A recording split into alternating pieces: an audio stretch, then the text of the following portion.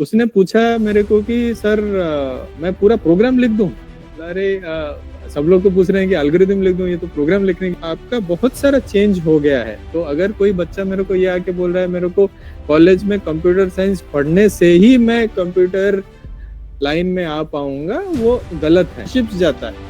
तो somebody who is doing marine engineering, somebody who is doing naval engineering, आप तो आपको क्या लगता है?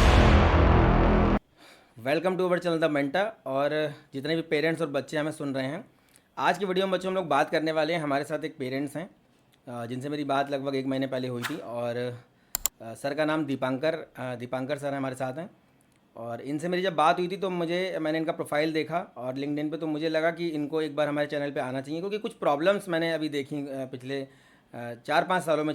तो हमारा जो मेन टारगेट रहता है, जितने भी पेरेंट्स और बच्चे में सुन रहे हैं, वो हमारा रहता है कि हम इंजीनियरिंग के बच्चों को, जो बच्चे एंट्रेंस एग्ज़ाम दे रहे हैं, उन बच्चों को उनकी रैंक के अकॉर्डिंग एक बेटर कॉलेज किस तरीके से मिलेगा, किस तरीके से काउंसलिंग के प्रोसेस को वो फुलफ़िल करेंगे, उसको थोड़ा सा ईजी बनाने का हम लोग प्रयास कर रहे हैं। ऑफलाइन ऑनलाइन हर तरीके से हम लोग प्रयास कर रहे हैं। इतने सारे सेमिनार, वेबिनार और इतनी सारी कई सारे लाइव भी मैंने किए हैं, रेडियो मिर्ची पे और रेड एफएम पे। सब जगह मुझे 2-4 प्रॉब्लम समझ में आई हैं, जो कि प्रॉब्लम बच्चे और पेरेंट्स फेस करते हैं। तो मैंने सर को बताया, मैंने उनसे रिक्वेस्ट किया कि सर एक बार चैनल पे आइए और बच्चों को थोड़ा अपने एक्सपीरियंसेस के बारे में बताइए। तो हमारा आज का डिस्कशन करने का बस मोटिव यही था, जैसे कि मैं हर बार मेंटा चैनल पे कुछ ना कुछ बच्चों के लिए नया करने का प्रयास करता हूँ। तो सर से मैंने बात किया कि सर एक बार आइए और थोड़ा सा गाइड करिए बच्चों को, ये जो प्लेसमेंट को लेकर के, ब्रांच सिलेक्शन को लेकर के। सर के पास 21 ईयर का एक्सपीरियंस है और आईटी सेक्टर का, इसके अलावा यूएस, कनाडा, यूके, कई सारी कंट्रीज़ का एक्सपीरियंस रहा है। तो इंडस्ट्री में अगर कोई वर्क कर रहे हैं और जो इंडस्ट्री कॉरपोरेट को देख रहे हैं, मतलब लीडिंग कॉरपोरेट के साथ सर ने काम किया हुआ है। तो जिन जिन तो ये जो सर का एक्सपीरियंस है, वो सारा एक्सपीरियंस मैं आज शेयर करने वाला हूँ बच्चों के लिए, पेरेंट्स के लिए। कि ऐसा जो प्रॉब्लम्स बच्चों को आ रही हैं, सबसे पहली तो प्रॉब्लम आती है ब्रांच सिलेक्शन को लेकर के। दूसरी प्रॉब्लम आती है कि भाई ब्रांच सिलेक्शन अगर हम कर भी लेते हैं तो भाई कॉलेज कैसे सेलेक्ट करेंगे, कि भाई अगर किसी बच्चे को आईआईटी नहीं मिल रहा है, एनआईटी नहीं मिल रहा है, तो कैसे हम फिर कॉलेज का, एक जैसे बच्चा डिपेंड करता है रैंकिंग पे। अब अगर एनआईएफ रैंकिंग की बात करेंगे तो उसकी बात बहुत लंबी हो जाएगी, लेकिन उस पर भी अगर डिपेंड रहा जाए तो वो भी कहीं मतलब बेनिफिशियल नहीं होगा बच्चों के लिए बहुत ज़्यादा, कि उस तरीके से रैंकिंग को बनाया गया। शुरुआत के अगर 20-30 कॉलेज को छोड़ दें, उसमें भी अपवाद हैं, उसमें भी एक्सेप्शन हैं, उसमें भी अपवाद हैं।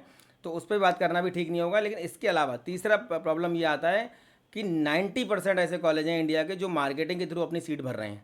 लेकिन बच्चों को कैसे पता चलेगा? मैंने एक वीडियो भी बनाया था इस टॉपिक पे कि भाई college shopping versus college counselling, मतलब आप जो कॉलेज ले रहे हैं वो काउंसलिंग के थ्रू जा रहे हैं या आप उसको खरीद रहे हैं सीट को पैसा दे करके। क्योंकि बहुत सारे ऐसे कॉलेज हैं जहाँ पे अगर आप बात करेंगे, 14 लाख बच्चा जेईई मेंस का पेपर देता है, उसमें से 2.5 लाख बच्चा क्वालिफाई होता है। हर वीडियो में बात रिपीट कर देता हूँ, उस 2.5 लाख बच्चों को फिर जेईई एडवांस के पेपर में बिठाया जाता है, उसमें से 48,000 बच्चों को रैंक मिलता है। तो बाकी के 2 लाख बच्चे ऐसा तो है नहीं कि खराब हैं या वो इंजीनियर नहीं बनेंगे या अच्छा कुछ रिसर्च में नहीं कर पाएंगे या अपनी लाइफ में कुछ अच्छा नहीं, बिल्कुल अच्छा करेंगे। क्योंकि अगर उनके अंदर टैलेंट नहीं होता, अगर वो पढ़ने में अच्छे नहीं होते या वो अच्छे स्टूडेंट नहीं होते या अच्छा ब्रेन उनके पास नहीं होता, तो वो 14 लाख में 2.5 लाख बच्चों में अपनी पोजीशन बना ही नहीं पाते, पहली बात। दूसरी चीज़ ये है कि वो जो 48,000 बच्चों को रैंक मिल रही है, उन 48,000 बच्चों को कॉलेज नहीं मिल रहा है, कॉलेज केवल मिलता है 17,900 बच्चों को। तो सर थोड़ा सा ब्रीफ अपने बारे में थोड़ा बच्चों को कर दीजिए, उसके बाद आगे हम लोग क्वेश्चन आंसर पुटअप करते हैं।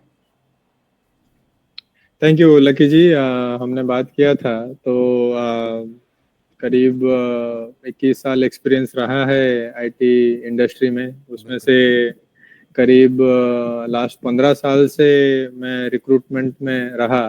फ्रेशर्स रिक्रूटमेंट, आपका other recruitments, lateral recruitments and all, उसमें रहा। एंड एज ए पेरेंट मैं भी देख रहा हूँ कि कैसे स्टूडेंट्स थोड़ा पीयर प्रेशर में आते हैं कि हमको यही ब्रांच लेना है, ये ब्रांच ना मिला तो, एंड स्पेशली कंप्यूटर साइंस, ये ब्रांच ना मिला तो लाइफ में कुछ नहीं हो सकता है। इतना ज़्यादा टेंशन नहीं लेना चाहिए। और मैं ये बताना चाहता हूँ मेरे एक्सपीरियंस से कि मैंने बहुत सारे स्टूडेंट्स को ऐसे देखा हुआ है जिनको कंप्यूटर साइंस पसंद है, भले ही उन्होंने अलग ब्रांचेस लिया हो, लेकिन एक प्रॉपर कॉलेज में अगर जाएं, वो इकोसिस्टम में रहें, that creates a much better guidance for them than कि हाँ कंप्यूटर साइंस लें एक ऐसे इकोसिस्टम में जहाँ पे उनको गाइडेंस ना मिले। इनफैक्ट मेरे को याद है 5 साल पहले मैं एक कॉलेज में गया था, one of the private colleges. और हम लोग ऑल ब्रांचेस एलिजिबल थे हमारे रिक्रूटमेंट के लिए। एंड जब मैं इंटरव्यू ले रहा था, मैंने 3 क्वेश्चन सोचे थे कि अच्छा ये प्रोग्रामिंग के क्वेश्चन पूछूंगा। एंड आपके बीटेक भी एलिजिबल थे, एमटेक भी एलिजिबल थे, सारे ब्रांचेस के। सो तीनों क्वेश्चंस इतने हार्ड नहीं थे, लेकिन व्हाट सरप्राइज्ड मी कि अच्छा बहुत सारे कंप्यूटर साइंस इंजीनियर्स थोड़ा मतलब एल्गोरिदम लिख रहे थे, लेकिन प्रोग्राम पे ज्यादा इतना फोकस नहीं कर पा रहे थे। वो बार बार पूछ रहे थे, सर मैं एल्गोरिदम लिख दूं तो चलेगा, स्टेप्स लिख दूं तो चलेगा। तो मैं थोड़ा ऐसे सोच रहा था, अच्छा प्रोग्राम क्यों नहीं लिख पा रहे हैं। And then there was this lady जो कि एमटेक कर रही थी सिविल में। उसने पूछा मेरे को कि सर मैं पूरा प्रोग्राम लिख दूं। बोला, अरे सब लोग तो पूछ रहे हैं कि एल्गोरिदम लिख दूं, ये तो प्रोग्राम लिखने की बात कर रहा है। अच्छा लिखिए। तो the way she wrote the programs it was beautiful. मतलब जब मैं देखा कि मैं कंप्यूटर साइंस वालों को पूछ रहा हूँ, वो बोल रहे हैं कि मैं स्टेप्स लिख दूं क्या, लेकिन यहाँ पे एक सिविल की एमटेक कर रही है, she could write those programs in a much much better way. उसी से ये प्रूव होता है कि आप कौन से ब्रांच से हैं, इससे इतना इम्पैक्ट नहीं होता है। और आपको जो कंपनीज आज के डेट में हैं, कुछ कंपनीज को अगर हम छोड़ दें, अगर आप प्योर कोडिंग में इंटरेस्ट रखते हैं तो आप कहीं पे भी कोडिंग प्रैक्टिस करके जा सकते हैं। और आज के डेट में आपको किताबों की भी जरूरत नहीं है, आपके ऑनलाइन इतने साधन आ गए हैं। जैसे आपको हमारे टाइम पे आपको कंपाइलर डाउनलोड करके उसमें कोड करके रन करना पड़ता था। आज के डेट में आपको वो भी नहीं करना पड़ता। आपके वेबसाइट्स ऐसे हैं जहाँ पे आप कोडिंग प्रैक्टिस करके खुद को प्रूव करा सकते हैं। आजकल आपका बहुत सारे कंपनीज ऐसे आ गए हैं जो आपके रेज्यूमे नहीं देखते हैं, आपको बस अपना कोडिंग का प्रूफ दे देना पड़ता है। वेबसाइट्स हैं जैसे गिट हो गया, जहाँ पे आप ये दे देंगे कि अच्छा मैंने ये प्रोजेक्ट कोड किया हुआ है, ये प्रोजेक्ट देखिए। तो आप वो वाला प्रूफ दे देते हैं जहां से आपका रिक्रूटमेंट हो जाता है। तो आपका बहुत सारा चेंज हो गया है। तो अगर कोई बच्चा मेरे को ये आके बोल रहा है मेरे को कॉलेज में कंप्यूटर साइंस पढ़ने से ही मैं कंप्यूटर लाइन में आ पाऊंगा, वो गलत है। आप कोई भी ब्रांच लीजिए, आपको अगर सही में पैशन है, और आपको पैशन का मालूम कैसे चलेगा, ऐसे नहीं है कि आपके पड़ोसी ने कंप्यूटर किया और आपने सुना कहीं से कि उसको 20 लाख 30 लाख 1 करोड़ का जॉब मिल गया, उससे नहीं। आपको अच्छा लगता है क्या, आपने कंप्यूटर कभी किया है क्या, पढ़ाई किया है क्या। देखिए मार्केट में बहुत सारी किताबें ऐसे मिलेंगे, यूट्यूब में आपको मिल जाएंगे। आपको अच्छा लगता है क्या, खुद प्रोग्रामिंग करना अच्छा लगता है क्या, और आपको प्रोग्रामिंग सीखने के लिए कहीं पे जाने सब फ्री में अवेलेबल है। अगर आपको अच्छा लग रहा है, खुद का कुछ बनाइए, कुछ एप्लीकेशन बनाइए, वेब एप्लीकेशन हो गया, उसको कहीं पे डिप्लॉय करिए और देखिए। अगर वहां पे आपको मजा आ रहा है तो उधर जा सकते हैं। नहीं तो बहुत सारे ब्रांचेस ऐसे हैं जहां पे आपको उतनी ही सक्सेस मिल सकती है जितना कंप्यूटर साइंस में आप पढ़ रहे हैं। जस्ट दैट बाकी ब्रांचेस के सक्सेस के बारे में मीडिया में इतना आता नहीं है जितना कंप्यूटर साइंस में आ रहा है। इसलिए थोड़ा बच्चे थोड़ा पीयर प्रेशर में आ जाते हैं, ऐसा मेरे को लगता है। थैंक यू सर, आपने बहुत अच्छा बताया। और मुझे उम्मीद है कि बच्चों को समझ में इस बात आएगी कि आप किस लेवल पे ये चीज़ें बता रहे हैं।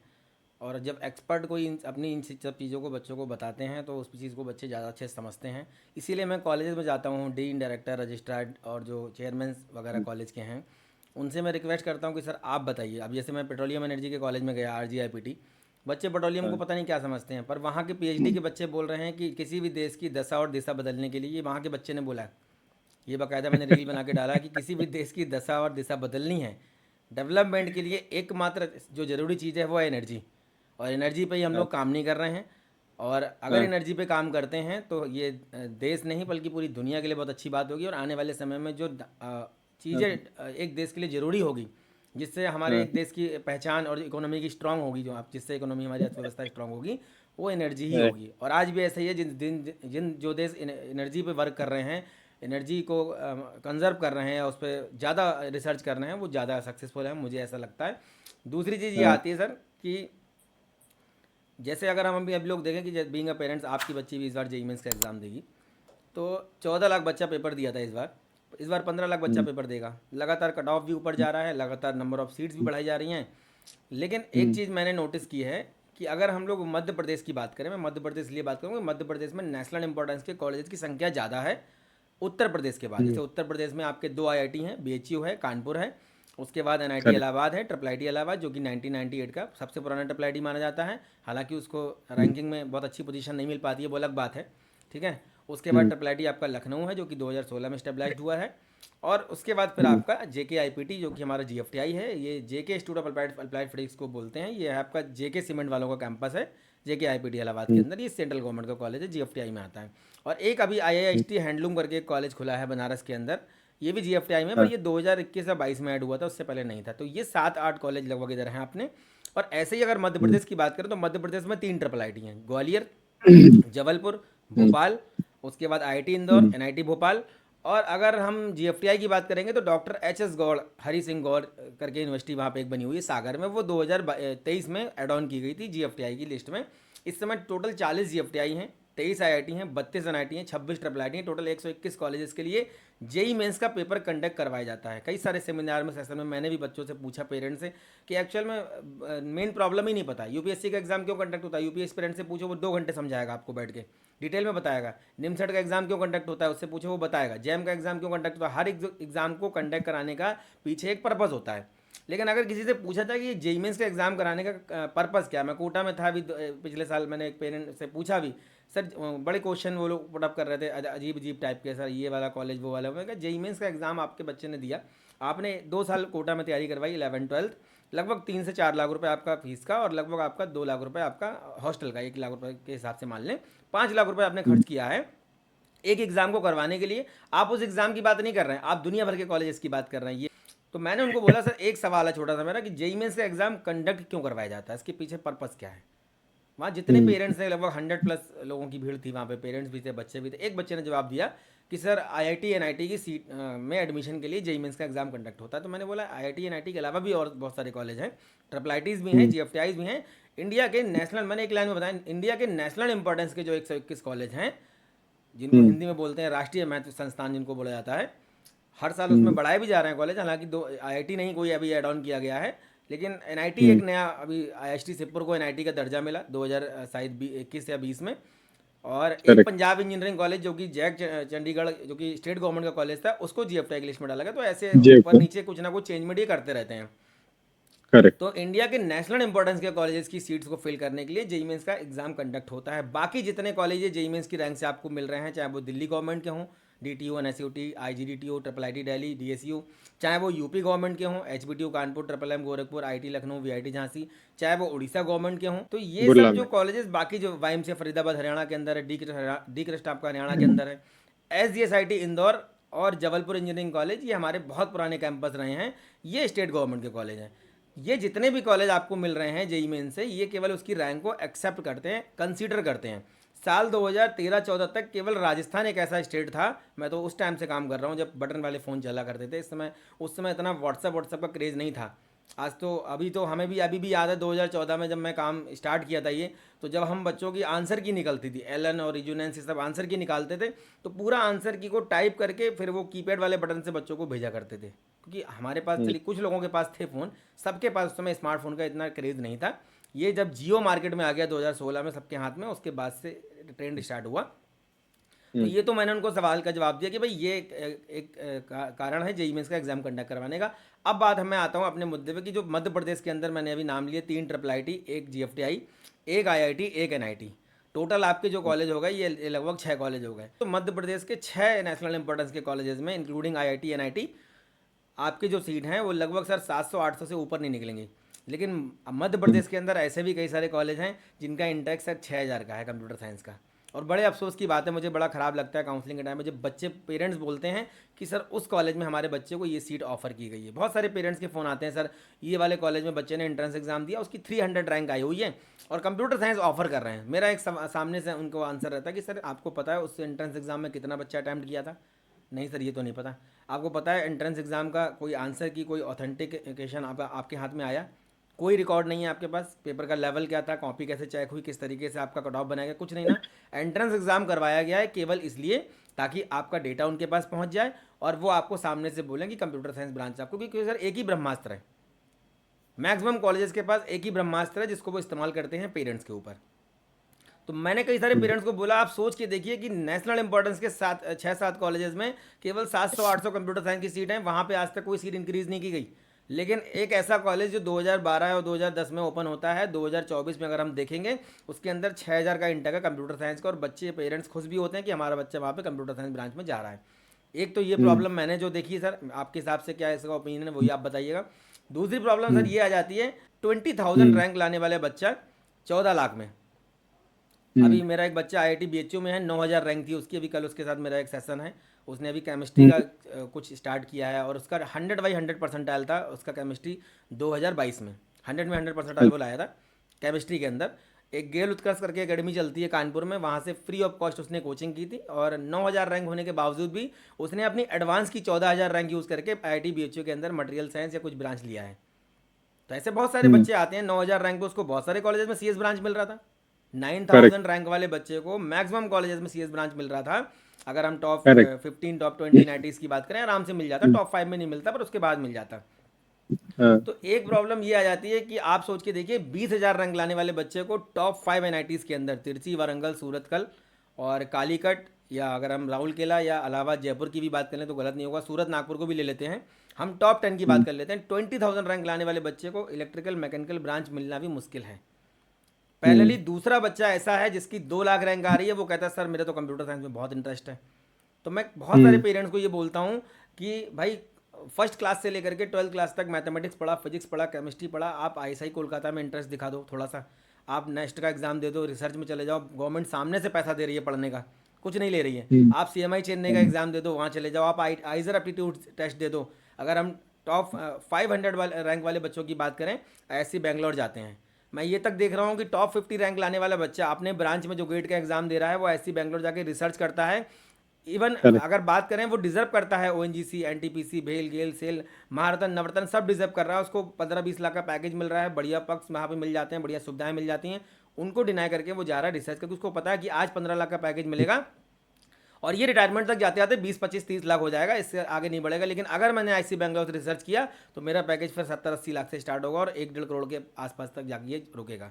तो मैं अपनी प्रॉब्लम बता रहा हूँ केवल उन बच्चों के फेज को लेकर के जिनसे वो गुजर रहे हैं। आप उसका अपने ओपिनियन के हिसाब से जवाब दीजिएगा कि आपके इंडस्ट्री के हिसाब से क्या इसका ओपिनियन है। वो बच्चा जो 5 लाख रैंक ला रहा है, 6 लाख रैंक ला रहा है, वो ये बोलता है कि मेरे को कंप्यूटर साइंस ब्रांच ही चाहिए, बच्चे ही एप्लीकेबल होंगे, बाकी कॉलेज के बच्चे हम एप्लीकेबल वहाँ पे नहीं करेंगे अगर आपने गेट का एग्जाम नहीं दिया है तो। आपका क्या सर ओपिनियन है, ये सब चीज़ें बच्चों को किस तरीके से नुकसानदायक होंगी, आप अपने एक्सपीरियंस के हिसाब से थोड़ा बताइए। सो 2-3 चीजें इधर हैं। मैं जैसे बोलता हूँ, मेरे एक मैथ्स प्रोफेसर थे, वो बोला करते थे, you don't know what you don't know. तो आपको अगर पता नहीं है कि किसमें क्या फ्यूचर है, तो आप हमेशा अपना जो रिसर्च करेंगे, वो रिसर्च कहाँ पे कर रहे हैं? आप सोशल मीडिया से रिसर्च कर रहे हैं। बिल्कुल। आप जाके उन सीनियर्स से बात नहीं कर रहे हैं जो पेट्रोलियम इंजीनियरिंग 4 साल पहले पास किए, आज के डेट में वो क्या कर रहे हैं। आप मटेरियल साइंस वालों के साथ बात नहीं करते हैं कि वो आज के डेट में क्या कर रहे हैं। आप इलेक्ट्रॉनिक्स वालों के साथ बात नहीं करते हैं कि आज के डेट में वो क्या कर रहे हैं। I will give an example. जब हमने पेट्रोलियम का बात कहा, कि हमको, अगर हम लोग सोशल मीडिया देखते हैं, हम लोग अगर पेपर भी पढ़ते हैं, जब कहीं पे वार्स वगैरह होता है तो हमारा जो मार्केट्स पे इम्पैक्ट होता है, किस लिए होता है? जो देश जहाँ पे ऑयल का ज्यादा प्रोडक्शन है एंड ऑल, वो अगर इम्पैक्ट हो रहा है कि इधर उधर हो जा रहा है, राइट? सो वो दिखाता है कि oil, petrol, how important it is to world's economy.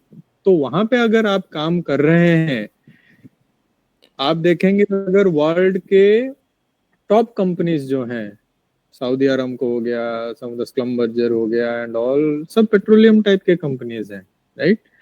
आपने एक एग्जांपल दिया material science and engineering, right? हम लोग सोचते हैं कि अच्छा, कंप्यूटर नहीं लिया और मटेरियल साइंस लिया, लेकिन मैं आपको बता दूं, आज के डेट में हमारे देश में भी जब बात चल रही है सेमीकंडक्टर मैन्युफैक्चर करने का, सेमीकंडक्टर बाकायदा एक पॉलिसी है जो माननीय प्रधानमंत्री ने स्टार्ट किया है, right. So we have a semiconductor policy, we have a data centre policy. Semiconductor हमारा किससे बनता है? हमारा सिलिकॉन कार्बाइड से बनता है। सिलिकॉन कार्बाइड जो आपका सैंड है, तो कौन से इंजीनियर उसको बनाते हैं? Not only electronics engineers but there are material science engineers as well. Material science engineers आपके कहाँ पे रिक्रूट होते हैं? आपके इंटेल में रिक्रूट होते हैं, क्वालकॉम में रिक्रूट होते हैं, जो कि रिसर्च करते हैं कि आपका चिप्स कैसे बनाया जाए। आज के एक चिप में इतना नंबर ऑफ ये रहता है, तो वो कैसे उसको आगे बढ़ाया जाए। सो आपका इन माय ओपिनियन, जब in the next few years material science and technology, electronics, communication engineering, ये सब बहुत आगे बढ़ेगा। जस्ट दैट बच्चों को थोड़ा पढ़ना चाहिए कि अच्छा ओवरऑल वर्ल्ड इकोनॉमी में इन सब सब्जेक्ट्स का क्या जगह है। जब हम लोग बोल रहे हैं कि कंप्यूटर, आप अगर इंडिया में देखेंगे, ओनली इन इंडिया आपका डिफरेंशिएट होता है कि computer engineering, electronics engineering, electrical engineering, telecom engineering. अगर आप बाहर जाएंगे, यूरोप में जाएंगे, यूएस में जाएंगे, तो वहां पे क्या होता है? आईसीटी होता है। तो सारे चीजों को मिला के पढ़ाया जाता है कि हाँ, information technology, communications and all. तो दीज आर नॉट सेपरेट। यहाँ पे क्या है, कंप्यूटर साइंस पढ़ के हमको लगता है कि हम बस एप्लीकेशन कोडिंग करके रातों रात हम लोग उतना बड़ा पैकेज ले लेंगे। लेकिन जो हमारा बोलते हैं कि डीप टेक स्टार्टअप्स, आपका मान लीजिए ड्रोन स्टार्टअप हो गया। आप अगर आईआईटी मद्रास में जाएंगे, IIT Madras is one of the best schools for deep technology startups. आपने नावल इंजीनियरिंग का ये दिया, तो आप अगर इवन इंडिया का आज फोकस देखेंगे, India as a country has one of the largest coast lines, जो हम लोगों को पोर्ट्स वगैरह बनाने की कोशिश कर रहे हैं। आपके वर्ल्ड इकोनॉमी में आज के डेट में भी जो ट्रांसपोर्ट्स एंड लॉजिस्टिक्स होता है through sea is the highest. तो आपके सी में कैसे आपका ट्रांसपोर्टेशन होता है? आपके कुछ कुछ चीजें जो इंडिया में आते हैं या हम एक्सपोर्ट करते हैं, कैसे करते हैं? आपके बाई रोड नहीं जाता है, बाई फ्लाइट नहीं जाता है, बाई शिप्स जाता है। तो somebody who is doing marine engineering, somebody who is doing naval engineering, आपका कुछ कॉलेजेस है जैसे Cochin university of science and technology, they specialise in this ship building and all. आपने आईएमयू का बात किया, आईएमयू में जस्ट आपका बीएससी नॉटिकल साइंस और मराइन इंजीनियरिंग नहीं होता है, आपका नावल इंजीनियरिंग, शिप बिल्डिंग भी है कुछ कुछ कैंपसेस में। वो क्यों होता है? लॉजिस्टिक मैनेजमेंट में बीबीए भी करा रहे हैं, बीबीए भी करा रहे हैं, पोर्ट मैनेजमेंट में एमबीए भी करा रहे हैं। तो बहुत सारे एवेन्यूज हैं। तो अगर मैं आपके क्वेश्चन पे आता हूं कि हमको किस में फोकस करना चाहिए, हमको उसमें फोकस करना चाहिए जहां पे वर्ल्ड इकोनॉमी जा रहा है आज के डेट में। जो आपने बोला आईएसआई और सीएमआई का, हमने कभी रिसर्च किया है कि अच्छा वो क्या पढ़ाते हैं? उनका करिकुलम देखिए, और कुछ कुछ जो आपने कुछ एग्जाम्पल दिए प्राइवेट यूनिवर्सिटीज के एंड ऑल, उनके करिकुलम देखिए। आज के डेट में हम बोलते हैं data is the new oil. तो डेटा में इतना सर रिसर्च नहीं करता है कोई, और ना ही इतना रिसर्च करने का समय होता है पेरेंट्स के पास में। बस हाँ, लेकिन वो मार्केटिंग का शिकार जरूर हो जाते हैं।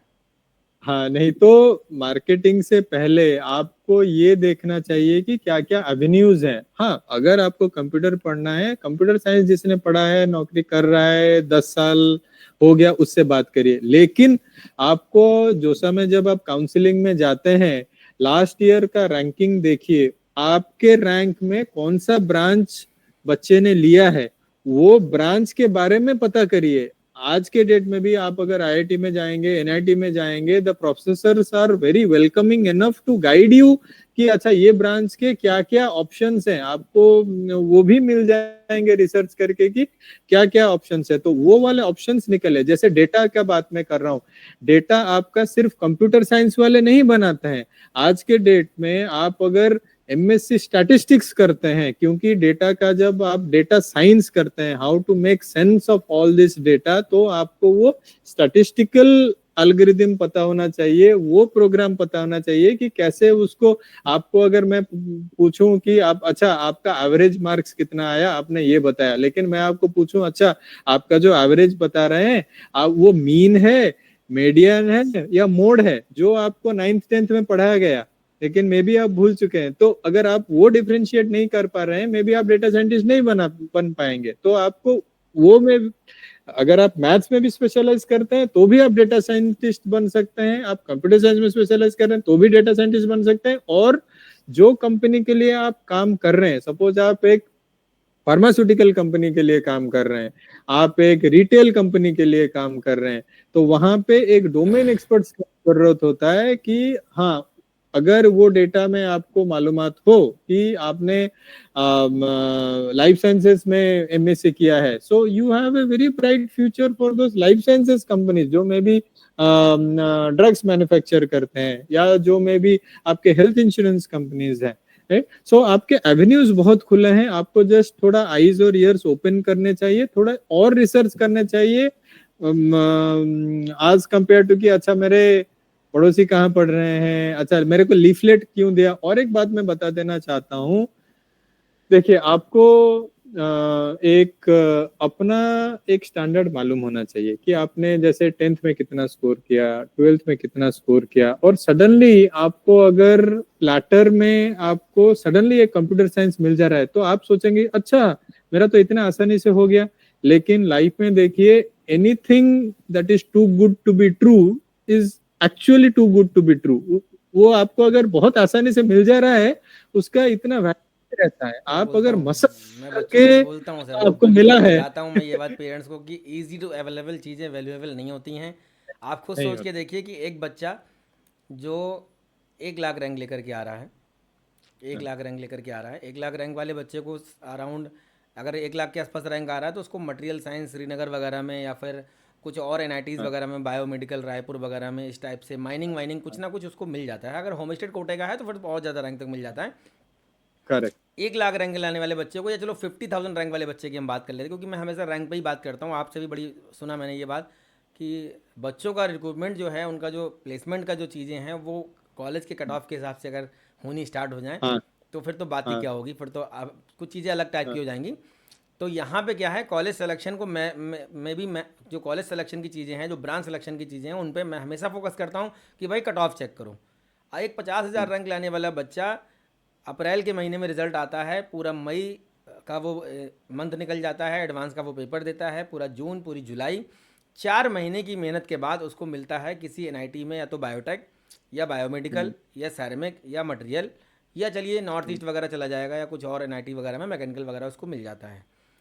एक ऐसा बच्चा है जिसने 5 लाख रैंक लाया है, जो, और 5 लाख रैंक लाने के बाद उसके पास सामने से फ़ोन आता है कि भाई आपको कंप्यूटर साइंस ऑफर कर दी गई है। वो कॉलेज पहुंचता है, और कॉलेज पहुंचने के बाद वो वहाँ क्या करता है कि सीएस ब्रांच ले लेता है। अभी मैंने 2 साल पहले, 1 1.5 साल पहले एक लाइव किया था, तो उसमें कई सारे पेरेंट्स मुझसे इस टाइप के क्वेश्चन पूछते थे, सर ये वाली ब्रांच अलॉट हो रही है वहाँ पे, क्या मैं ले लूँ? तो मैंने लाइव में बोला था कि कहीं जब भंडारा चल रहा होता है ना, तो पूछा नहीं जाता कि वहाँ पे खाना खा लूँ। भाई वो तो चल रहा है, आप जाकर के खा लीजिए, वहाँ मर्सिडीज़ वाला भी आएगा, उसको भी मिलेगा, रिक्शे वाला आएगा, उसको भी मिलेगा। ये मैंने वीडियो में बोला है, मैं आप देखिएगा, आप, मैं आपको भेजूंगा उसका वीडियो का लिंक। तो यही सब चीज़ें चल रही हैं कि इतना 5 लाख, आप ये पेरेंट्स को सोचना चाहिए। आपने भी ये बात बोली, आपके भी शब्द वही थे, मेरे भी वही हैं, कि आपको 5 लाख रैंक लाने के बाद इतना इजी कैसे वो ब्रांच मिल रही है। आज की डेट में टॉप की ब्रांच है कंप्यूटर साइंस, आज हाँ, की डेट में जॉब ओरिएंटेड ब्रांच है कंप्यूटर साइंस। एक आर्टिकल अभी आया था, डॉक्टर वी राम गोपाल राव, पहले आईआईटी दिल्ली के जी, एक्स डायरेक्टर, इस समय प्रेजेंटली वो प्रेजेंट टाइम में वाइस चांसलर बिट्स प्लानिंग के हैं। इतना मतलब जी, नॉलेजेबल पर्सन अगर ये बात बोलता है, computer science is not only field for future opportunities. वो आर्टिकल अगर पूरा करेक्ट, पढ़ेंगे, मैं बहुत सारे पेरेंट्स को मैंने दिखाया भी, मैंने कहा देखिए ये लिख रहे हैं डॉक्टर वी राम गोपाल राव, अगर तो कुछ तो इसके पीछे का कारण है कि उन्होंने लिखा है, इसको पढ़ो तो कम से कम आप, उन्होंने क्यों लिखा है, इसके करेक्ट, पीछे कारण क्या है। तो उन्होंने करेक्ट, जब जब वो ये बात बोल दे रहे हैं, तो इसका मतलब है कि कुछ ना कुछ इसकी बात के पीछे कारण है। लेकिन फिर वही बात है कि मार्केट में ब्रेन वॉश करने वाले बहुत लोग, अच्छा देखिए, जिसने अपना करोड़ों रुपए इन्वेस्ट किया है, कोई भी कॉलेज हो, मैं किसी कॉलेज का नाम नहीं ले रहा हूँ, वो तो अपनी सीटें भरने के लिए साम दाम धंधे पे सब लगाएंगे, सीधी सी बात है। पर मेरा ये जी, मानना होता है, हम ऑप्शन क्यों बने उनका, या मेरा कोई बच्चा, मेरा कोई पेरेंट्स जो मेरे कांटेक्ट में है, या मेरे आसपास के एरिया का बच्चा, उनका ऑप्शन क्यों बने वो। आप ऑब्जेक्ट क्यों बन रहे हो, करेक्ट, ऑप्शन क्यों बन रहे हो। करेक्ट, आप अपनी चीज़ों हाँ, को, जैसे आपने बोला ना, आप मार्क्स को देखिए, 10th के, 12th के, अपनी रैंक को देखिए। आप सोच के देखिए, 50,000 रैंक लाने बच्चे वाले बच्चे को मटेरियल साइंस मिल रहा है भोपाल के अंदर, जयपुर के अंदर, राउरकेला में सैरेमिक मिल रहा है, उसको 4 महीने की मेहनत के बाद, उसको 4 महीने के काउंसलिंग प्रोसेस से गुजरना पड़ रहा है। पहले वो वेट करेगा, जोसा हाँ, काउंसलिंग में अप्लाई करेगा, फिर राउंड 1, राउंड हाँ, 2, राउंड 3, राउंड 4, राउंड 6, हर राउंड के बीच में 5 दिन का गैप, फिर उसके बाद 2 हम्म, राउंड सीसैप के, तो लगभग 55 दिन का काउंसलिंग का ये प्रोसेस रहता है और 1 महीना वो वेट करता है। 2 से 3 महीने की मेहनत के बाद उसको जा करके एक मटेरियल साइंस ब्रांच मिल रही है एनआईटी के अंदर। आपकी रैंक 5 लाख है, 2 लाख है, 3 लाख है। ऐसा क्या आपने किया है कि भाई आपको easy to avail computer science वहाँ पे दे दी जा रही है? इसका मतलब या तो ब्रांच में कुछ गड़बड़ है या फिर आप उस कॉलेज में कुछ गड़बड़ है। इतनी इजी टू अवेलेबल चीज़ें जो बच्चों को दी जा रही हैं और बच्चे खुश भी होते हैं। तो ये पेरेंट्स और बच्चों को मेरे हिसाब से सोचना चाहिए सर। आपने जो बोला बिल्कुल हाँ सही बोला। हाँ। सो यहाँ पे जैसे दो तीन चीजें हैं। एक है कि हमने कभी कभी सोचते हैं अच्छा लास्ट ब्रांच जाता है सिविल, बिल्कुल और हम लोग सोचते हैं कि अरे सिविल मिल गया क्या करेंगे एंड ऑल। हमको क्योंकि हमने बचपन से सुना है सिविल इंजीनियर मतलब क्या कहता है, रोड का जो खड्डा हो गया उसको भरता है। वो नहीं है। आज के डेट में आपने अगर बैंगलोर एयरपोर्ट ट्रैवल किया है, बैंगलोर का टर्मिनल 2, बिल्कुल। It is one of the best airports in the world world, world में नॉट ओनली इंडिया, इंफ्रास्ट्रक्चर में नंबर 1 पे सर। नंबर 1 पे कैपन है। कैपन तो घोड़ा करके कुछ इसका नाम है, ऐसा करके। केम्पेगोड़ा, हाँ, Kempegowda Kempe international Gowda airport, international, हाँ। Right, Kempegowda international airport. तो आपको क्या लगता है उसका जो डिजाइन है वो क्या कंप्यूटर साइंस इंजीनियर बना रहा है? वो सिविल इंजीनियर बना रहा है, एक आर्किटेक्ट उसमें है, एक डिजाइन इंजीनियर है, एक एस्थेटिक्स वाला है एंड ऑल, राइट। कभी कभी हम लोग सोचते हैं हमको इंजीनियरिंग ही करना है, इंजीनियरिंग में कंप्यूटर साइंस ही करना है। तो उसमें क्या होता है कि अच्छा देखिए आप, मैं कंप्यूटर साइंस का अगर बात करूं आज के डेट में, मैं कुछ कुछ जगह पे देखता हूं कि अच्छा हमारे ब्रांचेस बढ़ा दिए जाते हैं। जैसे कंप्यूटर साइंस के साथ AI ML एक ब्रांच हो गया, साइबर सिक्योरिटी एक ब्रांच हो गया, मैं तो यहाँ तक देखा हूँ कि डेवऑप्स एक ब्रांच हो गया। देखिए आपको ये भी देखना है कि अच्छा ब्रांचेस तो अलग हैं, आपको जो पढ़ा रहे हैं वो क्या इसमें स्पेशलाइज्ड हैं? सिक्योरिटी में आपको, साइबर सिक्योरिटी में स्पेशलाइजेशन लाने के लिए आपको बकायदा 10-12 साल एक प्रॉपर ट्रेनिंग की जरूरत पड़ती है। आपको हैंड्स ऑन आप किए होने चाहिए, तभी आप स्पेशलाइजेशन ला पाते हैं। डेवऑप्स, आप तो 1 साल के अंदर ही आपको डेवऑप्स करना ही है, तो उसमें सिखाने का कुछ रहता नहीं है, आप फ्री में सीख जाते हैं। AI ML जो मैंने बताया, आर्टिफिशियल इंटेलिजेंस और मशीन लर्निंग, मशीन लर्निंग में it is a lot about maths. आपको वो एल्गोरिदम पता है, मैथ्स पता है, तभी आप मशीन लर्निंग करा पाएंगे, आप सिखा पाएंगे वो एल्गोरिदम्स करके। तो हमको ये देखना है कि जस्ट ब्रांच के सेक के लिए किए हैं या कोई है भी जो एक्चुअली पढ़ा पा रहा है। नाउ कमिंग बैक, मैंने जब डिजाइन का बात कहा, सी कंप्यूटर साइंस में बहुत सारे चीजें ऐसे होते हैं जैसे आप एक एप्लीकेशन बना या एक आपका मोबाइल ऐप बना रहे हैं।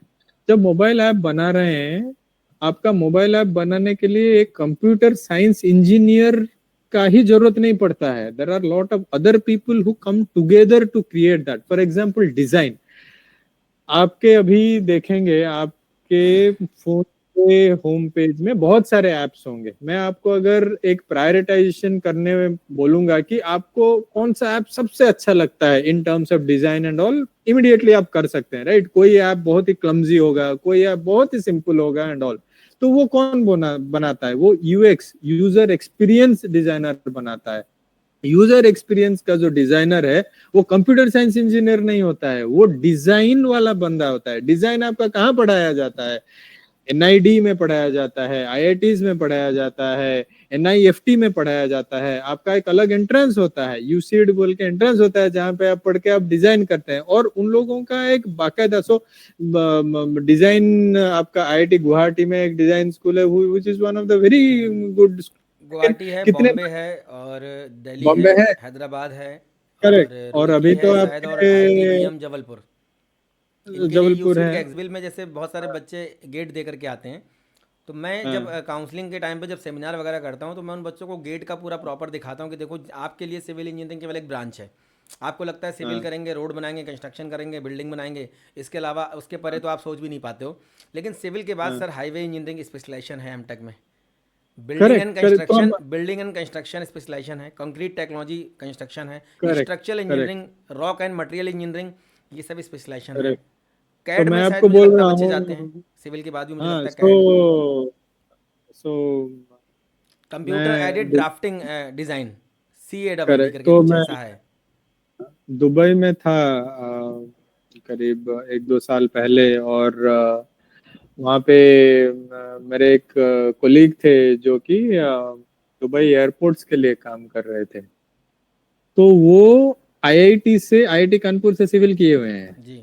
आप सोचिए, अगर वो सोचते कि मेरे को सिविल क्यों लेना है और मैं जाके कोई और कॉलेजेस में कंप्यूटर, वो कंप्यूटर कर सकते थे, लेकिन देखिए उन्होंने सिविल किया और जाके उधर काम कर रहे हैं, जो कि आपके पार्क स्टेट में टैक्स फ्री सैलरी है, बहुत अच्छा काम है। वो डिजाइन, पूरा एयरपोर्ट डिजाइन कर रहे हैं, एयरपोर्ट का रनवेज डिजाइन कर रहे हैं एंड ऑल। तो कोई भी ब्रांच आपका इतना छोटा बड़ा नहीं होता है, लेकिन बात यह है कि आपको इकोसिस्टम कौन सा मिल रहा है जहां पे आप ग्रो कर सकते हैं। और एक चीज मैं बोलता हूँ कि आप, जो हम बोलते हैं, you are the average of 5 of your friends, मतलब आपका जो फ्रेंड सर्कल है, अगर आप 5 जने हैं, आप जी। 5 जनों के एवरेज हैं। बिल्कुल तो बिल्कुल। मैं एक ऐसे जगह पे जाऊंगा जहां पे मेरा फ्रेंड सर्कल मेरे को और ऊपर तक खींचेगा, या मैं एक ऐसे जगह पे जाना पसंद करूंगा जहां पे मैं ही सबसे टॉप मोस्ट बच्चा हूं वहां पे, और मैं बाकियों को खींच रहा हूं। तो ये क्वेश्चन अगर आप अपने दिल पे हाथ रख के आंसर कर सकते हैं, तो अब आपको क्लियर आंसर मिल जाएगा कि मेरे को कहाँ जाना चाहिए। क्योंकि आप एक बार अगर इंडस्ट्री में आते हैं तो आपका उधर खत्म नहीं होता है, द जर्नी जस्ट स्टार्टेड। आप अगर 17 साल में इंजीनियरिंग में घुस रहे हैं या कोई भी प्रोफेशनल ग्रेजुएशन कोर्स में घुस रहे हैं, 3 साल या 4 साल में खत्म करते हैं। आप 21 या 22 साल में काम चालू करते हैं। 21 या 22 साल से आप अगर बोलेंगे कि मैं बस नौकरी ही करूंगा 60 साल, which is 39 years you will work. 39 years मतलब 40 साल अगर मान लेंगे, 4 डिकेड है। तो 4 डिकेड आपको अगर वो पैशन एक्चुअली नहीं है, और अगर आप सिर्फ पैसे के लिए पीछे भाग रहे हैं, तो आप सस्टेन नहीं कर पाएंगे, आप खींच नहीं पाएंगे उतना दिन, राइट। और ऐसा तो नहीं है कि हाँ, अगर गवर्नमेंट जॉब में चले गए तो आपको तो मतलब आप बोलेंगे अच्छा मैं क्यों छोड़ के जाऊंगा, मेरा कहीं पे पेंशन है ये है। लेकिन आप अगर नौकरी ढूंढ रहे हैं तो आपको वो जर्नी देखना पड़ेगा। और हर एक, मैं बहुत सारे लोगों को ऐसे देखा हूँ कि अच्छा, जिन्होंने मे बी कंप्यूटर साइंस लिया, इंडस्ट्री में आए, लेकिन उनको लगा कि अच्छा मेरे को मे बी कोडिंग पसंद नहीं है, तो उन्होंने क्या किया, एमबीए किया और पूरा ट्रैक चेंज किया। They went into FMCG companies, they went into retail companies, they went into pharma companies.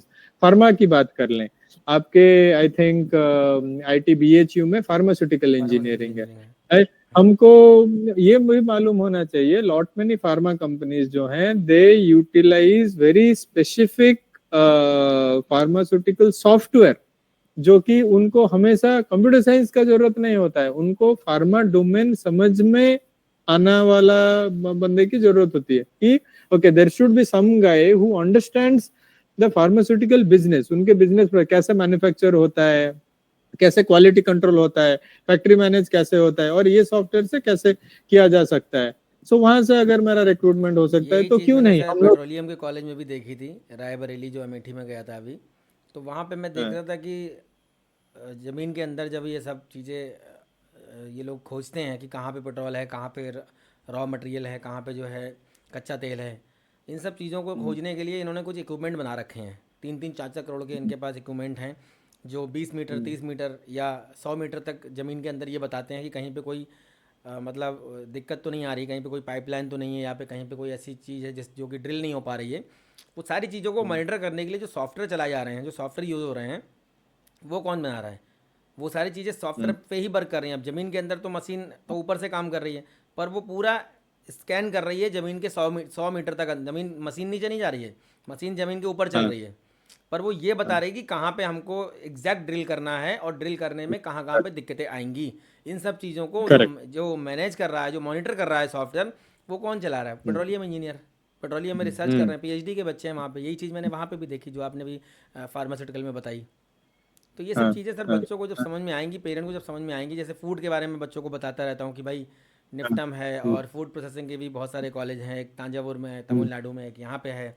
इसके अलावा आपका हम्म, कुछ एन में भी फूड है, और इसके अलावा कुछ हाँ, जीएफटीआईज में फूड है, एचपीटीयू कानपुर में करेक्ट, फूड है। अब करेक्ट, पिछले 5 सालों करेक्ट। में इतना ज़्यादा पैकेजिंग फूड का जो है क्रेज़ बढ़ा है। आजकल आप कुछ भी मंगा लीजिए, आपको पराठा खाना है, कुछ भी खाना है, आपको कुछ भी हाँ, करना है, तो वो सब पैकेट में आज के तो डेट। देखेंगे कि people are becoming more health conscious कि हमको क्या खाना चाहिए, कैसे पैकेजिंग होना चाहिए, लॉन्जिविटी कैसा है। और इंडिया में आपका मिलेट वर्जन्स भी स्टार्ट हो गए, जैसे उड़ीसा में आपका जैसे मांडिया एंड अदर पल्सेस वगैरह वो भी स्टार्ट हो रहे हैं। तो अभी स्टार्टअप्स वो फेज में भी आ रहे हैं कि वो डोमेन में भी आ रहे हैं कि हम लोग वो फूड को कैसे ऐसे मार्केटिंग कर सकते हैं, कैसे ग्रो करा सकते हैं कि अच्छा उसमें भी लोगों के पास ले जा सके। So coming back to the question कि अच्छा सिर्फ हमारा कंप्यूटर पढ़ने से ही हमको एक अच्छी करियर मिलेगा, वैसा दैट्स अ मिथ।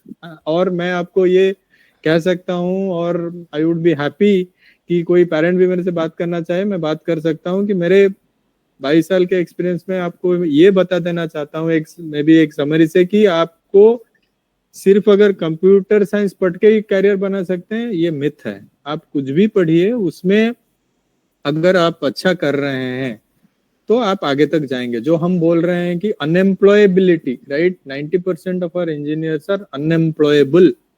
क्यों हो रहे हैं आप? मैंने ऐसे कॉलेजेस देखे हैं जहाँ पे मैं जाके उनके फाइनल ईयर प्रोजेक्ट्स वगैरह का जब मैं इवैल्यूएशन करता हूँ, मैं देखता हूँ कि अच्छा उन्होंने प्रोजेक्ट्स तो किया हुआ है लेकिन उसके अंदर क्या है वो नहीं मालूम है। तो उन्होंने वो बोल रहे हैं कि अच्छा हमने बीटेक का कोर्स कर लिया, कई कई बच्चे एमसीए के कोर्स कर लिए, लेकिन फिर बोलते हैं हम अच्छा यहाँ पे जाके हम लोग फिर से एक पेड कोर्स करेंगे, हम 50,000 देंगे, 1 लाख देंगे। अरे मैं बोलता हूँ अरे जो 3 साल 4 साल इधर रहे, जो 12 लाख 15 लाख 20 लाख खर्चा किए, तो उसमें क्या सीखे तुम?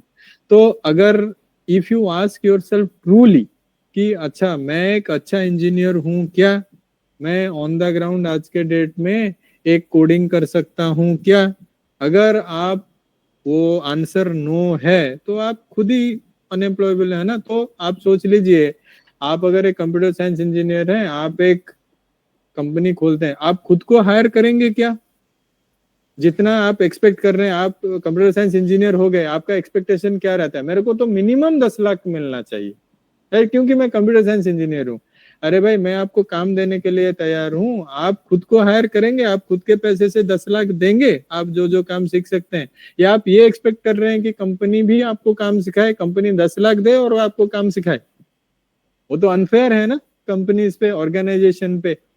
आपने मरीन इंजीनियरिंग का एग्जांपल दिया, या फिर मैकेनिकल दे दीजिए आप। अगर मैं बोलूंगा कि मैं मैकेनिकल इंजीनियर हूँ लेकिन मैं जब जाता हूँ फैक्ट्री में, मेरे को कौन सा नट बोल्ट है क्या है वो मेरे को मालूम नहीं है, तो मैं कैसे इंजीनियर हूँ? मैं सिविल इंजीनियर हूँ लेकिन मेरे को जब ब्रिज बनाना है तो कैसे डिजाइन में बनना है, कितने सीमेंट में और कितना सैंड मिलाना है, वो रेशियो मेरे को मालूम नहीं है, तो मैं कैसे सिविल इंजीनियर हूँ? तो आप प्रॉपरली पढ़े हैं, सारे क्लियर किए हैं, तो वो खुद को क्वेश्चन एक आना चाहिए कि मैं क्या हूँ। और वहां तक जाने से पहले पहले तो आपको ये भी थोड़ा रिसर्च करना चाहिए कि अच्छा जहाँ पे मैं सोच रहा हूँ कि हाँ इधर चला जाऊंगा तो मेरा लाइफ सेट है, लाइफ ऐसे बहुत मतलब दैट इज द बिगिनिंग। आप घुसेंगे तो ही आपको मशक्कत और करना पड़ेगा, बिकॉज आप ये नोटिस किए होंगे जब आप 12th में आते हैं, 12th syllabus and all is very different from 10th syllabus. 10th में कई लोग स्कोर कर लेते हैं, उनको लगता है 12th में भी ऐसे हो ऐसे नहीं होता है। जब आपका आप जेई का एग्जाम देते हैं, सेकंड मिरर दिखता है जब आप इंजीनियरिंग कॉलेज में घुस जाते हैं एंड सडनली आप देखते हैं कि आपका इंजीनियरिंग मैथमेटिक्स आ गया, तो आप सोच रहे हैं अरे ये तो और टफ है, कैसे निकालूंगा? तो बोलते हैं अच्छा मैं सिर्फ कोडिंग कर लूंगा तो हो जाए। अरे कोडिंग तो कर लोगे, बैक पेपर रह जाएगा तो कौन सा कंपनी लेगा आपको? आप पास करोगे तभी ना लेगा आपको कंपनी, राइट? तो अब अगर आपको बिना क्लियर किए कोडिंग ही करना था तो आप बीएससी ही कर लीजिए, आईआईटी मद्रास का जो बीएससी वाला कोर्स है वही कर लीजिए और कोडिंग करिए, उसी में भी आपको मिल जाएगा। तो आपको अगर अपने ऊपर कोडिंग, अपना कोडिंग के ऊपर अगर इतना कॉन्फिडेंस है तो वही कर लीजिए, पेरेंट्स का इतना खर्चा मत कराइए यहाँ वहां जाके, है? तो ये थोड़ा आपको खुद खुद को क्वेश्चन करना पड़ेगा टू फाइंड आउट कि that okay what is truly, where truly am I, and हमको क्या करना चाहिए। एक्चुअल में सर बहुत सारे पेरेंट्स और बच्चों को ऐसा लगता है कि कंप्यूटर साइंस अगर किसी कॉलेज में मिल रही है, मतलब कंप्यूटर साइंस एक ऐसा टूल है या कोई ऐसी मशीन है जो कि पैसे की जिससे बरसात होती है, जिससे पैकेज मिल गया तो करोड़ों का पैकेज लग गया। पर कभी ना कोई सिलेबस चेक करता है, ना कभी कोई बैकग्राउंड चेक कर रहा है किसी चीज़ का। उन्होंने देखा कंप्यूटर साइंस मिल गया, अच्छा चार समझाने वाले भी ऐसे मिल जाते हैं, अरे सीएस मिल गया बहुत बढ़िया, आजकल तो इसी का क्रेज़ है। तो क्रेज़ जो है ये एक, अभी मैं लखनऊ यूनिवर्सिटी गया था, वहाँ के डीन सर से मेरा ऐसे चल रहा था इंटरव्यू, उनसे भी मैंने पूछा सर, मैंने सर ऐसा क्या है कि किसी दूसरे ब्रांच का बच्चा अगर जाना चाहता है, ऐसा बहुत लोगों ने प्रूव किया है, मटेरियल साइंस से, केमिकल से और सिविल से वो हैं, लेकिन वो आज की डेट में सत्या नडेला जी इलेक्ट्रिकल इंजीनियरिंग, सीईओ माइक्रोसॉफ्ट, सुंदर सत्या पिचाई नडेला कंप्यूटर से था उसका। हाँ, सुंदर ने मटेरियल साइंस से हाँ किया सत्या नडेला था। जी ने इलेक्ट्रिकल से किया है मणिपाल कंप्यूटर यूनिवर्सिटी से। तो विजय शेखर शर्मा पेटीएम फाउंडर, हम्म इलेक्ट्रिकल से किया हुआ है। विनोद धाम पेंटियम चिप फाउंडर, हम्म मतलब इन्वेंट उन्होंने किया, और इलेक्ट्रिकल से किया हुआ है डीटीयू से।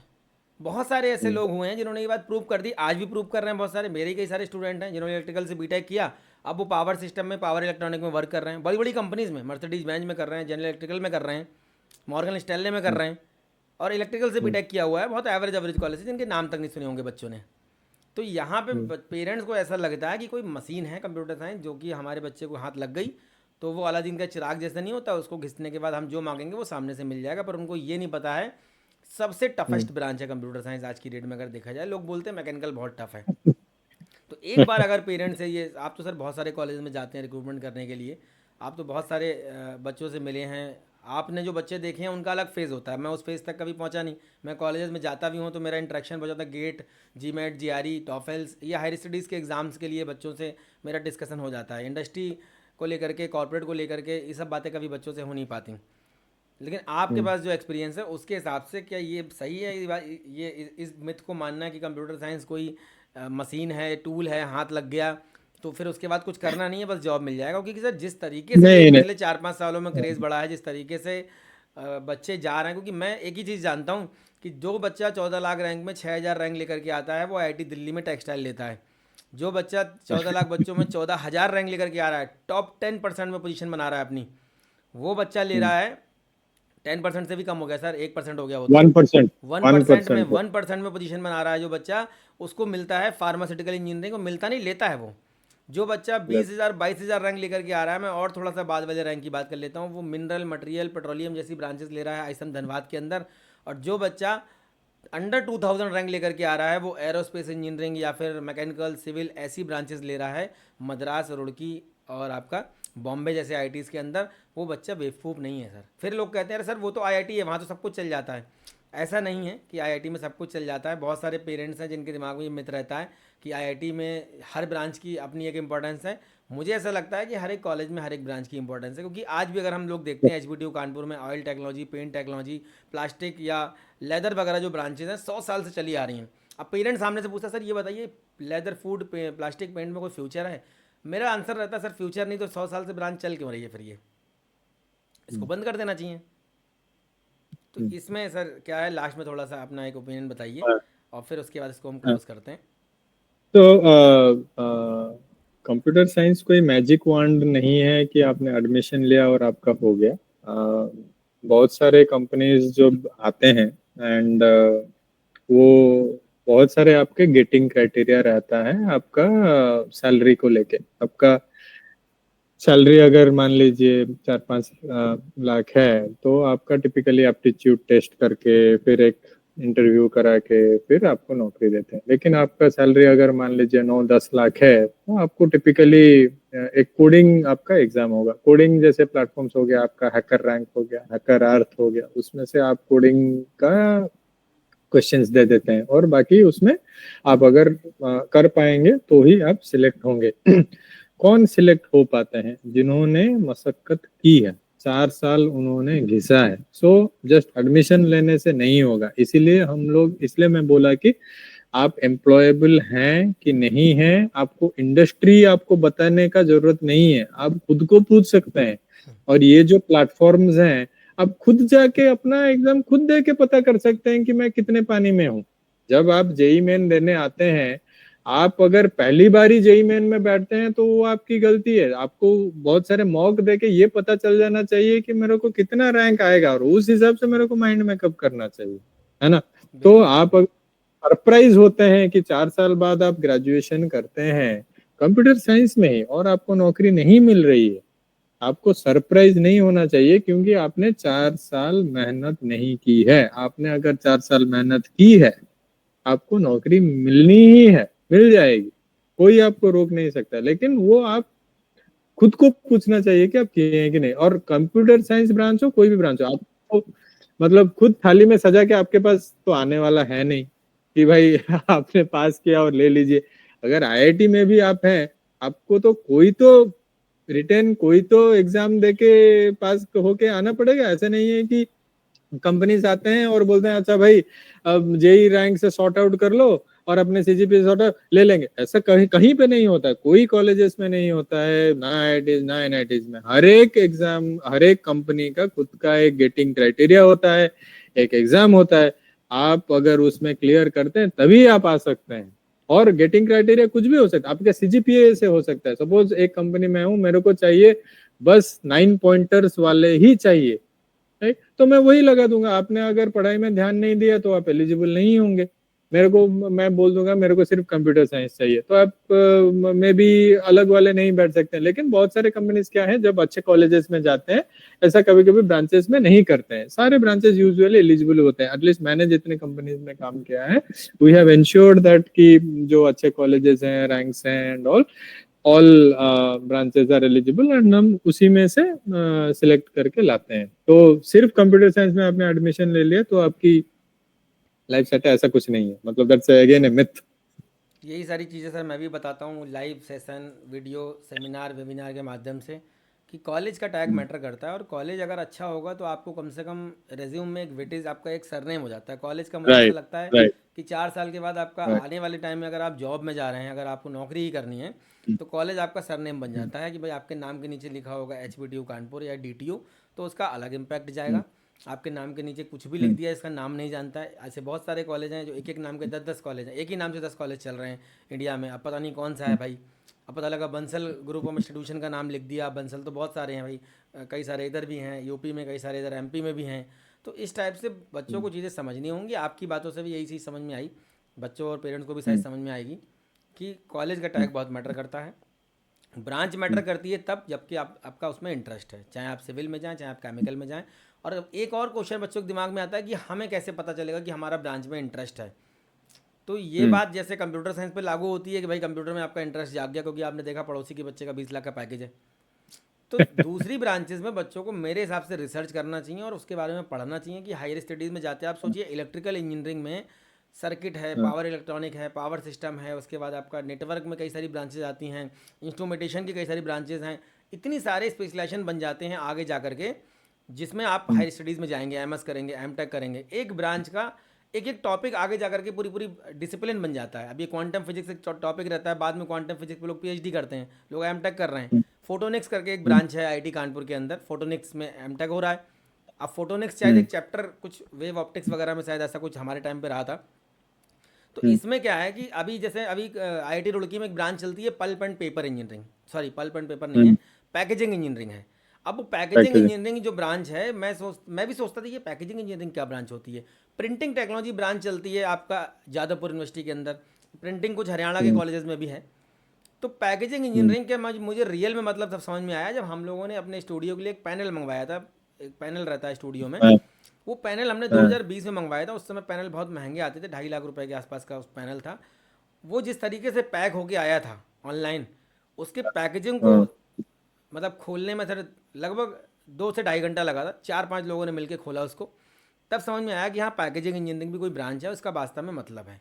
इतने महंगे महंगे जो इक्विपमेंट हैं, इतने महंगे महंगे जो गैजेट्स हैं इलेक्ट्रॉनिक के, या फिर बहुत सारी फील्ड्स में चल रहे करेक्ट। हैं, उनका जो पैकेजिंग होकर के आ रही है मार्केट में ना, उसको जब आप खोलेंगे देखेंगे तब आपको समझ में आएगा कि हाँ पैकेजिंग इंजीनियरिंग भी एक ब्रांच है।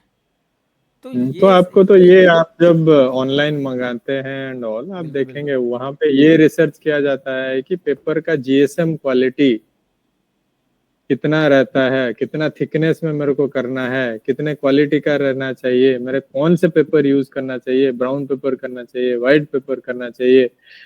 सो आपका पेपर पैकेजिंग वो सारे रिलेटेड हैं। तो आपके जैसे टीवी पैनल्स आ गए, या फिर ग्लास की चीजें आ गए, सेरामिक के आ गए, या फिर बाहर से जब आप मान लीजिए आईफोन आपका होम आ रहा है डेकोरेशन बाहर के से, सामान कई सारे उसमें रहते हैं, हम बहुत देख सारी रहे चीज़ें हैं। हैं, क्रॉकरीज हाँ हैं। हाँ हाँ हाँ। सो ऑन द ग्राउंड तो यही है कि आपको खुद तो रिसर्च करना चाहिए। कैसे रिसर्च करेंगे? जिन्होंने ग्रेजुएशन किया है, जिन्होंने पास किया है, उनसे देखिए। आप लिंक्डइन पे जाके वो देख सकते हैं कहाँ कहाँ काम कर रहे हैं। ये फाइंड आउट करिए कि कौन से कंपनीज वो ब्रांचेस को हायर करते हैं। उनसे आपको पता चलेगा कि कहाँ कहाँ ओपनिंग हो सकती हैं, वो कंपनीज वर्ल्ड इकोनॉमी में कहाँ पे स्टैंड करते हैं। उसी से आपको ये पता चल जाएगा कि आपकी ब्रांच की डिमांड क्या है मार्केट में। हाँ, मे बी आपके, देखिए आप जहाँ से सोशल मीडिया से उठाते हैं, मे बी उनको मालूम नहीं है, बिकॉज जो मैंने बोला, you don't know what you don't know. तब जब आप रिसर्च करेंगे, प्राइमरी रिसर्च अगर कर सकते हैं तो बढ़िया है, सेकेंडरी रिसर्च करिए। अगर आप दूसरे बंदा किसी को मालूम है, उससे बात करिए, प्रोफेसर्स को मेल लिखिए, स्टूडेंट्स से बात करिए, अलुमनाई से बात करिए, कॉलेजेस को जाइए, उनके आप ढूंढिए कि कौन कौन स्टूडेंट्स वो ब्रांचेस से पास के हैं, आज के डेट में कहाँ पे काम करते हैं, वो कंपनीज पे रिसर्च करिए। तभी आपको मालूम पड़ सकता है कि, नहीं तो आपको 17 साल में कैसे मालूम पड़ेगा कि आपके लिए पैशन क्या है। पैशन कैन नॉट बी कि मैंने सुना कि ये पड़ोसी का बंदा है 20 लाख उठाया तो मेरे को भी लगेगा, तो मैं भी, और 4 साल में तो वो तो 30 लाख तो हो ही जाएगा। नहीं होता है। बहुत मतलब एक भारी झटका मिलता है, नहीं होता है नहीं, वैसा। बहुत सारे पेरेंट्स बच्चे आते हैं मेरे पास, तो जब पेरेंट्स बोलते हैं मुझे कि सर हमारा बच्चा बड़ा बहुत इंटरेस्टेड है, कंप्यूटर साइंस इसका पैसन है, इंटरेस्ट है, तो मैं बोलता हूँ कि भाई किसी हैकाथन में पार्टिसिपेट किया हो। हार्वर्ड यूनिवर्सिटी कोर्स करवा रहा है, फ्री के भी चल रहे हैं, पेड वाले भी हैं। हार्वर्ड सर्टिफिकेशन देता है एवरी मंथ, उनके वहाँ कुछ ना कुछ ऐसे प्रोग्राम आते रहते हैं, सी लैंग्वेज, जावा, पाइथन, एंड्रॉयड, आप कुछ भी सीख आपका लीजिए। हार्वर्ड से ऑक्सफोर्ड करवा रहा है। तो मैं उनको जब बताता हूँ कि भाई ऑक्सफोर्ड, हार्वर्ड जैसे संस्थान फ्री में सर्टिफिकेशन दे रहे हैं, आप ये सब कोर्सेज, जो चीज़ों जिन चीज़ों के बिहाफ पर, जिन स्किल्स के बिहाफ पर आपको जॉब मिलेगी, वो स्किल्स डेवलप हम्म, करने के लिए हार्वर्ड 10th क्लास के बाद वाले बच्चों के लिए ऑफर कर रहा है कोर्स। आपके बच्चे ने कोई हम्म, कोर्स अगर वहाँ से किया है तो बच्चा बोलता है सर हमें तो ये बात पता ही नहीं थी। मेरा ये हम्म, कहना है, फिर तुम्हारा इंटरेस्ट कैसे हुआ उस ब्रांच में? किसी को पेंटिंग में इंटरेस्ट है, मेरा कोई बच्चा बोलता है सर मेरा पेंटिंग में इंटरेस्ट है। अब मैं उससे बोलूँ बेटा do you know about M F Husain, Picasso, बोलेगा sir hmm, I don't know. तो ये कैसा इंटरेस्ट हम्म, हुआ? मेरा पेंटिंग हम्म, में इंटरेस्ट है, कह रहा है तो मैं जानूंगा ना पिकासो कौन है, मैं हुसैन कौन है, उनकी पेंटिंग्स महंगी महंगी कहाँ बिकी, कौन कौन सी पेंटिंग उनकी वर्ल्ड फेमस हैं। तो ऐसा ही मैं बच्चे से जब पूछता हूँ बेटा अगर तुम्हारा इंटरेस्ट होता तो तुमने कहीं ना कहीं से कोई ना कुछ चीज़ों में तुम हम्म, इन्वॉल्व होते। आईआईटी कानपुर से लेकर के मद्रास तक, और हार्वर्ड से लेकर के हम्म, वार्टन, कैम्ब्रिज, ऑक्सफोर्ड, सारी यूनिवर्सिटीज़ में आप वेबसाइट खोल के देखेंगे, कोई ना कोई सर्टिफिकेट का ऐसा वर्कशॉप, कोई कोर्स ऐसा वो चलाते रहते हैं, फ्री वाले भी हैं, पेड वाले भी हैं। हम्म, उसमें आप अपना स्लॉट सेलेक्ट कर लीजिए, 15 दिन, 20 दिन, एक महीना, कितने का आपको करना है। आपके पास कहने के लिए होगा ना कि मेरे बच्चे ने हार्वर्ड यूनिवर्सिटी से ये वाला कोर्स किया हुआ है कंप्यूटर साइंस में, क्योंकि उसका इंटरेस्ट है। तो ये मैं उनको बोलता हूँ कि correct। भाई ये इंटरेस्ट नहीं है, ये कुछ और चीज़ है जो कुछ दिन के बाद ख़त्म हो जाएगी।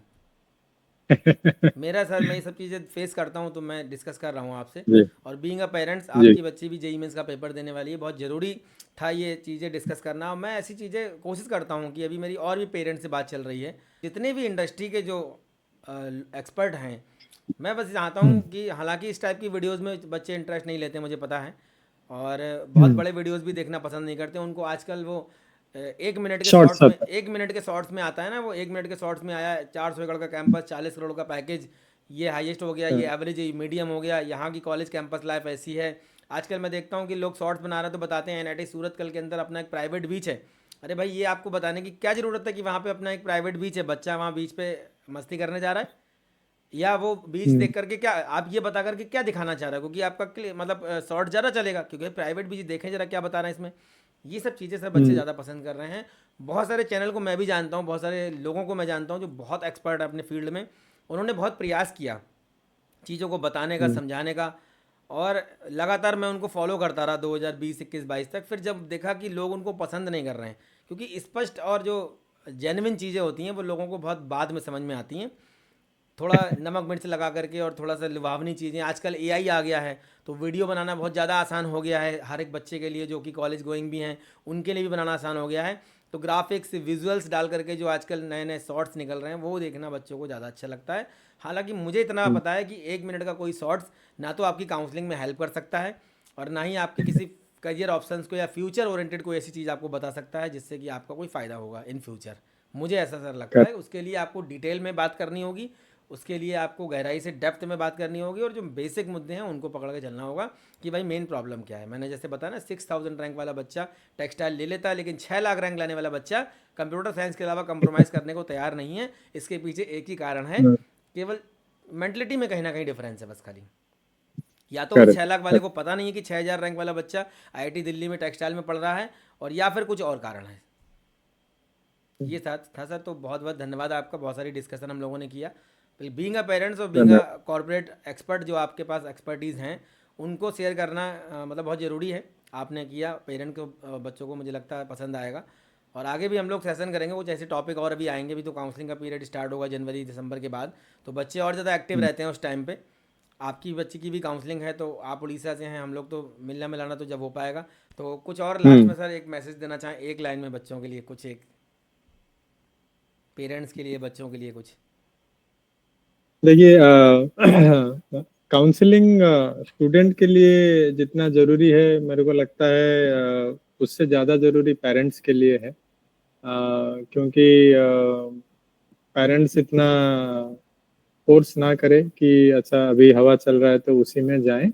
थोड़ा रिसर्च करिए, और अ, ये आप मान के चलिए कि आपका बच्चा अगर अच्छा पढ़ाई कर रहा है, कोई भी ब्रांच हो, कोई भी ब्रांच हो, आप अगर अच्छे कॉलेज में कोई भी ब्रांच ले लें और वो अगर अच्छा पढ़ाई कर रहा है, तो कैरियर आपका सेट है। और आप बस 17 साल के एज में इतना प्रेशर नहीं लेना चाहिए कि मेरे को 20 लाख 30 लाख वैसा मिल जाएगा। जब आपका, मेरे को वो 3 इडियट्स का डायलॉग याद आ रहा है, राइट? आप सक्सेस के पीछे भागिए, और वो तो झक मार के आपके सक्सेस सॉरी, नहीं, आप काबिलियत के पीछे भागें। सक्सेस काबिलियत झक के मार के पीछे भागिए पीछे तो आएगी, वो बिल्कुल बिल्कुल। तो पीछे वही आएगी, लास्ट में राइट? सर सो मैं बोलता हूँ, पेरेंट्स और बच्चों के दिमाग में जो रहता है ना कि हमारे बच्चे का 10 पॉइंटर रहा है, हमारा बच्चा तो गोल्ड मेडलिस्ट है, हमारा बच्चे का रैंक ये रहा, हमारा बच्चा। देखिए सर, 40 सब्जेक्ट, 200 लैब, 500 असाइनमेंट, और जो पुराना करिकुलम चल रहा है इंडिया के अंदर, स्पेशली मैक्सिमम कॉलेज में 60 साल पुराने बाबा आजम के ज़माने के पैटर्न को पढ़ाया जा रहा है। लोग हालांकि उसके अंदर जा करके देखना पसंद नहीं करते हैं, और ना ही कोई इस पर बात करना चाहता है। ये तो हर कोई करवा रहा है। आईआईटी में भी 40 सब्जेक्ट पढ़ाए जा रहे हैं, एक एवरेज कॉलेज में पढ़ाए जा रहे हैं। आपने 10th क्लास में 98% आप लेकर के आए हैं। इंडिया में हर साल लगभग 30-40 लाख बच्चा सीबीएसई का पेपर देता है, उसमें से लगभग 5 से 7 लाख बच्चा 95 के ऊपर लेकर के आता है, वो भी कोई नई बात नहीं है। आप 12th में अपने डिस्ट्रिक्ट टॉपर रहे हैं। बहुत सारे बच्चे ऐसे होंगे, अभी बच्चे एग्ज़ाम देंगे फरवरी जनवरी के महीने में जेई मेंस का, वहाँ बहुत सारे गोल्ड मेडलिस्ट और टॉपर बैठे होंगे उसी हॉल में, और पेपर लिख रहे होंगे आपके बच्चे के साथ बैठ करके। वो भी कोई नई बात नहीं है। मेन बात यह है कि इन सब चीज़ों के अलावा आप क्या नया कर रहे हैं जो कि इंडस्ट्री को जिसकी ज़रूरत है। इन सब चीज़ों के करेक्ट। अलावा subject, assignment, lab, viva, project, internship, certificate, इन सब चीज़ों के करेक्ट। बारे आप क्या करके दिखा रहे हैं कंपनी को। कंपनी इसके अलावा, वो तो हर कोई कॉलेज पढ़ा, वो तो हर कॉलेज सिखा रहा है, लेकिन ऐसा क्या होता है आई एम के बच्चे के अंदर, उसको 1 करोड़ का पैकेज ऑफर होता है, और ऐसा क्या होता है जो बगल के जो 2 लाख में एमबीए करवा रहा है, 1 लाख में एमबीए करवा रहा है, उस बच्चे को 20 हज़ार की नौकरी मिलना भी मुश्किल है। ये बात समझनी होगी पेरेंट्स को, और यही बातें समझाने के लिए हम लोग प्रयास कर रहे हैं। आप जैसे पेरेंट्स हमें मिलेंगे आगे, और भी हम चीज़ें थोड़ा सा इजी वे में बच्चों तक पहुंचा पाएंगे, क्योंकि एक्सपर्ट जो इंडस्ट्री के हैं वो जितने अच्छे तरीके से, हालांकि ये सब बातें मैं भी बता दूं बच्चों को, लेकिन वो मेरी बात को सीरियस नहीं लेंगे। हाँ, एक्सपर्ट जब कोई होता है, जब कोई सामने बैठा है ऐसा इंसान जो कि उस फेज से गुजरा है, उन चीज़ों को फेस कर रहा है, उन चीज़ों का एक्सपीरियंस उसके पास है, उनकी बातों को कुछ पेरेंट्स और बच्चे सीरियसली लेते हैं। तो सर बहुत बहुत धन्यवाद आपका, और आपने बहुत अच्छी अच्छी बातें बताई। उम्मीद करता हूँ बच्चों को, पेरेंट्स को समझ में आई होंगी। आगे भी इस टाइप के हम लोग सेशन करते रहेंगे लगातार, जब भी हमें समय मिलेगा, जब भी आपको समय मिलेगा। और सबसे बड़ा टास्क यहाँ पे आता है टाइम का, क्योंकि कॉर्पोरेट्स के अंदर सर जो लोग वर्किंग हैं और बड़ी पोस्ट पे जो वर्किंग हैं, उनके लिए समय निकालना बहुत मुश्किल हो जाता है। मैं समझता हूँ इन सब चीज़ों को, और आप आए उसके लिए बहुत बहुत धन्यवाद, थैंक यू सो मच। और तो धन्यवाद लकी जी। जितने भी पेरेंट्स और बच्चे हमें सुन रहे थे, वीडियो को लाइक करें, सब्सक्राइब करें, अपने दोस्तों को शेयर करें। इस टाइप की और भी इन्फॉर्मेटिव वीडियो हम लेकर के आते रहेंगे आने वाले समय में, लाइव सेशन, सेमिनार, वेबिनार के माध्यम से, या वीडियो के फॉर्म में मैं लगातार आप तक डिलीवर करता रहूँगा। नेक्स्ट वीडियो में मिलेंगे अच्छे टॉपिक के साथ, तब तक धन्यवाद, थैंक यू वेरी मच।